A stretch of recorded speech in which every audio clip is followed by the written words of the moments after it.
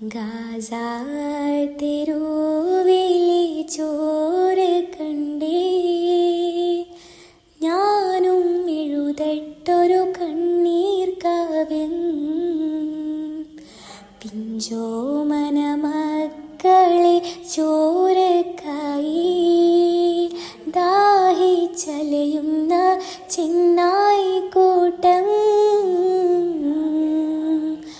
മരിച്ചത് ഞാനല്ല, നീയാണ് മുസ്ലിമേ.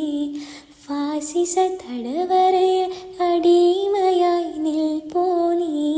ഇന്ന് തീരും ഈ കണ്ണുനീരിൻ മോചനം നേടുകില്ലേ?